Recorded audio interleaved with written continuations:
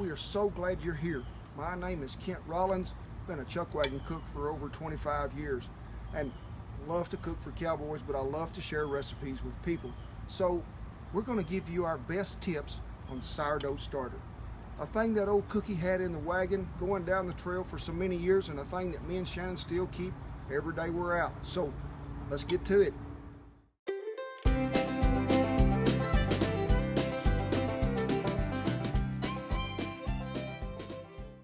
Starter, let's do a little of the history on this sourdough. Sourdough goes way back, way belong the gold rush days, way before even that. Different kinds. There's the traditional sourdough that calls for no yeast because it gets it from the spores out of the air, and that's what keeps it alive in there and keeps it working. Mine ain't like that. I don't have time for all them folks to come and visit me in my little crock jar. I need it to work pretty quick. So I use a quick set starter, and it's just as easy as it can be. It just calls for yeast. Now, starter was something that old Cookie kept all the time on his wagon. Sourdough works best in temperatures above 70 degrees, so what did old Cookie do? When them nights in the Texas Panhandle might have got down to 3, 4, or maybe even below 0, he'd put that sourdough starter in the bed with him and sleep with it. I don't like my starter that much, I promise you. It's something that he could use. It took the place of milk, which he probably didn't have any to begin with unless no cow run by and they roped it and they jerked the tit on her right there on the spot. Or buttermilk. So if you're using sourdough and you have a recipe that calls for milk or buttermilk, hey, you can substitute this. It's going to work just the same. The consistency might be a little different. Most of the time it's going to be the thickness of somewhere between milk and buttermilk, along in there. So you got to judge accordingly to how you want to make that work. So let's make some starter. You want to?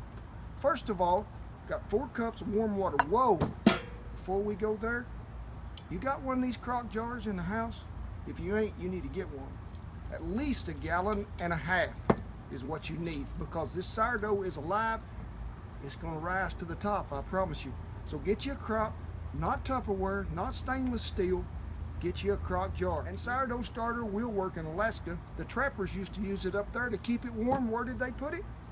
In a flask made out of elk or seal hide or wolf or anything, caribou.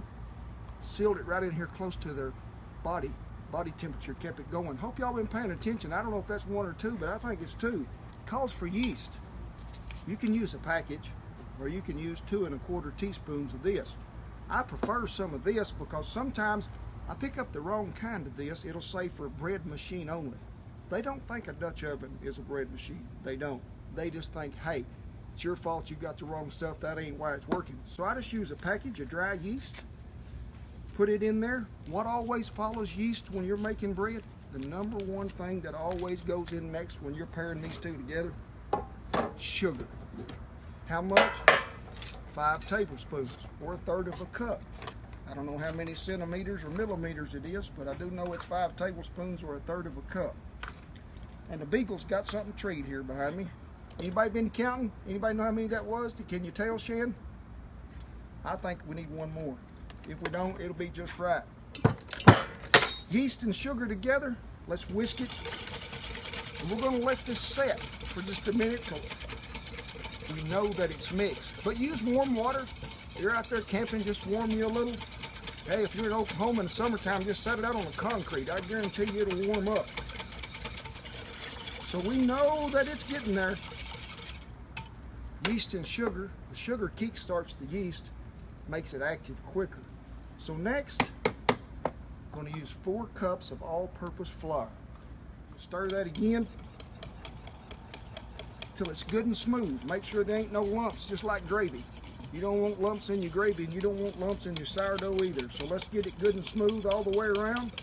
We got a russet potato we peeled, and we're going to quarter or 1/3, whatever you want. Drop it in there. Why russet? It stands up longer. What does the potato do? The tater with the sugar and the yeast starts the souring process. You think, well, I don't know about that. Remember all them years ago when you had them Russian kinfolks and they told you about this vodka? A lot of that was made out of taters many years ago. You don't use this sourdough 4 or 5 days, let it sit, it'll make a brown water rises up on top about that deep.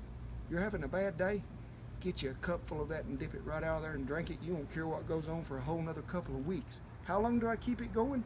Oh, usually we do 4 or 5 days. If it's really, really hot temperatures where you're at, it's going to be stronger as it first takes off, but even the heat works on it too. That potato will start to dissolve a little quicker. I usually go about 5, pour it out, start another. So we got our tater in here, got everything stirred up well. So let's put a nightcap on it, and that ain't a drink of whiskey, I promise you. That is a do-rag. So we got this sealed. You can see it just ties on there. Why does it need this? This is a living creature now. It is alive. Lady told me, before, I ain't got no crock jar, I ain't gonna buy one. I got Tupperware, I'm gonna use it, I sell it, I want it. That's what I got in my house. I said, don't use it, ma'am. I'm gonna. And I ain't gonna put no kerchief on the top. I'm gonna put a lid and snap her down. They got them Loctite lids, they keep things out. I said, man, when you go to bed tonight, you wake up about 3 o'clock in the morning because you thought you heard a shotgun blast. It weren't. It was a lid blowing off that Tupperware, and you run down there to see where your starter is, look up. That's where it's at, on the ceiling. Now the first time you make this, it needs to set at least 12 hours, but I like to let it set 24. And that way I know it's ready to go. But this ain't like that stuff you gotta feed every day, and if you ain't there, you ain't gotta have the neighbor come over and sing it a song, walk it across the room, do something to it. It's all right. It ain't a dependent, except when you're using it, I promise.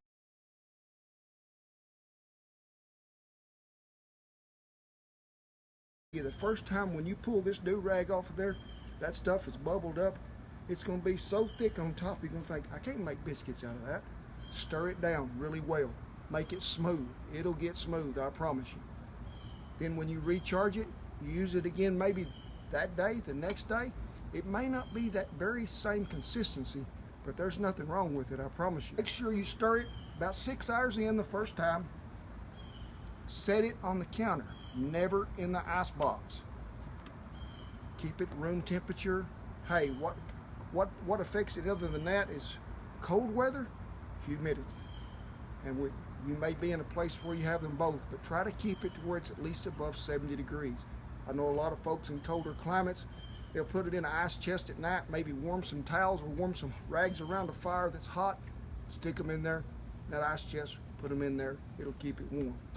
Will metal kill your starter, make things not active? I've never had no trouble, except with them crows, if you might hear them, with a stainless steel whisk or something like that, but I never put it in a metal dish pan or something like that when I'm making it. But I've never had it affect me with a metal whisk while I was making it the first time. Remember, the consistency might be a little different, so if you're making a cake or you're making pancakes, you may have to add a little more flour or a little less. You can tell. But when you're making bread, remember something always. When you start with flour, add a little. You can always add more, but when it's too dry, it's too late.